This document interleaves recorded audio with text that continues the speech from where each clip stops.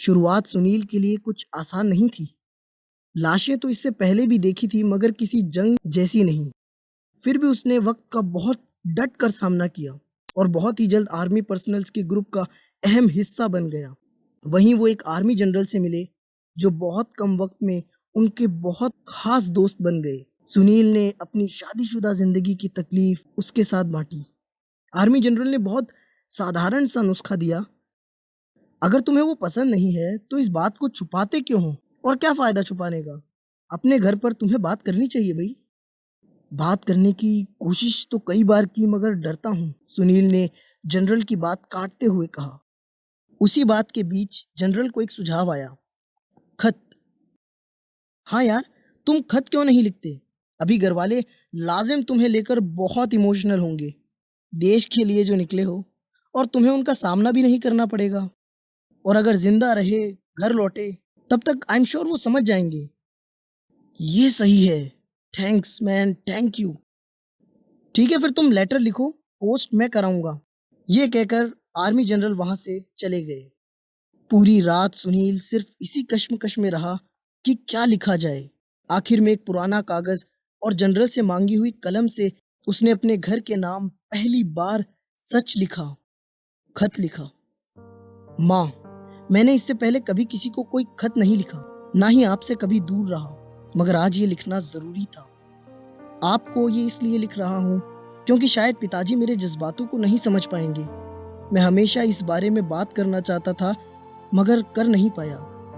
मैं रवीना के साथ अब और नहीं रह सकता। वो मेरे मुताबिक सही नहीं है और ना ही शायद मैं उसके मुताबिक। मैं खुद को उसे प्यार नहीं करवा सकता। मैं नहीं जानता कि मैं वापस लौटूंगा या नहीं, मगर मैं उसे अब दोबारा नहीं देखना चाहता। मैं नहीं जानता कैसे, मगर आप पिताजी से बात करें और उन्हें मनाएं। उम्मीद करता हूँ लौटने की। बहुत प्यार, सुनील। खत मोड़कर बगैर किसी जज्बात के उसने उसे जनरल को सौंप दिया। एक लिफाफे में कैद कर जनरल ने उसे बताए हुए एड्रेस पर पोस्ट कर दिया। सुनील को खत जगह से निकल जाने के बाद कुछ अच्छा महसूस नहीं हुआ। रवीना के बारे में उसने जो लिखा वो शायद ठीक नहीं था। बहुत सोच विचार करने के बाद सुनील ने अब सब कुछ ऊपर वाले पर छोड़ दिया। कुछ ही दिन और बीते थे कि जंग अपनी तेज आंच पर पहुंच गई। सभी एक दूसरे की जिंदगी खत्म करने को जीत समझने लगे, सिवाय सुनील जैसे मेडिकल स्टाफ के जो लोगों को बचा रहे थे। सुनील अपनी जिंदगी के सबसे मुश्किल दौर से गुजर रहा था। सिपाहियों की हड्डियां चुर्रों की तरह पिसी हुई थी। इसी बीच सुनील भी जख्मी हो गया। जंग धीरे धीरे उसके अंदर छुपे अहंकार को तोड़ रही थी। पहले से मन अब ज्यादा शांत रहने लगा था। अब उसकी समझ बदलने लगी थी। और फिर एक दिन जंग खत्म हुई। मेडिकल स्टाफ जिन्हें अर्जेंट नोटिस पर बुलाया था, उन्हें कुछ दिन के इंतजार के बाद वहां से जाने की परमिशन मिल गई। सुनील आखिरी जाने वाले लोगों में से था। सभी खुश थे घर जाने के लिए, मगर फिर अचानक से एक हमला हुआ। एक ट्रक को उड़ाने की कोशिश की गई, वही जिसमें सुनील बैठकर घर जा रहा था। यह हमला शायद अपनी डूबती हुई आखिरी ताकत दिखाने के लिए था। इसके बाद किसी तरफ से कुछ भी नहीं हुआ, मगर इस आखिरी हमले ने सुनील के लिए सब बदल दिया। बेहतर यह हुआ कि हमला ट्रक के ठीक ऊपर नहीं हुआ। ट्रक यूं तो पलटा जरूर, मगर किसी की मौत नहीं हुई।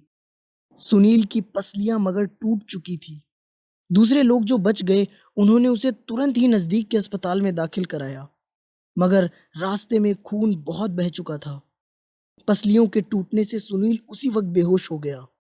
तुरंत ही सुनील के घर वालों को वहां बुला लिया गया। हालात ही कुछ ऐसे थे। चौथे दिन सुनील ने आंखें खोली। पहली नजर रवीना पर गई, जिसने उसके हाथों को अपने हाथों में इतना कस के पकड़ा हुआ था कि सुनील उठते ही और कुछ महसूस करे या ना करे, मगर अपनी हथेलियों में भींची गर्माहट महसूस कर पाया। जैसे ही सुनील के होश में आने का रवीना को एहसास हुआ, इतने दिन से दबी हुई आह एकदम से आंसुओं में निकलने लगी। उसने उसके सीने पर हल्का सा सर रख दिया और रोने लगी। सुनील कुछ बोल नहीं पा रहा था। इतने में डॉक्टर भी अंदर आ गई। रवीना तुरंत ही जगह पर आंसू पोंछते हुए खड़ी हो गई।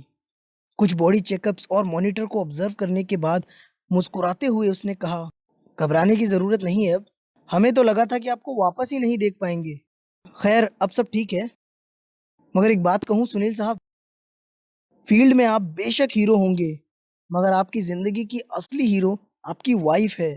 पिछले दिनों में इन्होंने किसी नर्स से कम देखभाल नहीं की आपकी। और फिर एक नज़र रवीना की ओर मोड़कर मुस्कुराकर डॉक्टर बाहर की ओर चला गया। सुनील कुछ समझ नहीं पाया। अपने बारे में वो और बुरा महसूस करने लगा कि उसने रवीना के बारे में कितना बुरा लिखा, और वो सुनील की बातें पढ़ने के बावजूद उसका इतना ध्यान रख रही है। सभी घर के लोग इतने में अंदर सुनील से मिलने आ गए।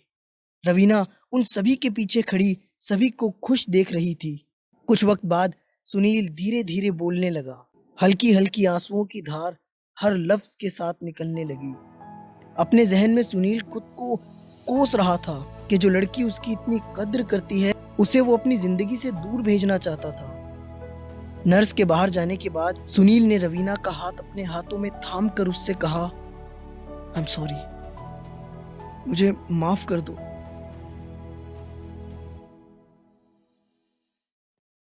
Please like, comment, share and subscribe. Our next video will be coming soon.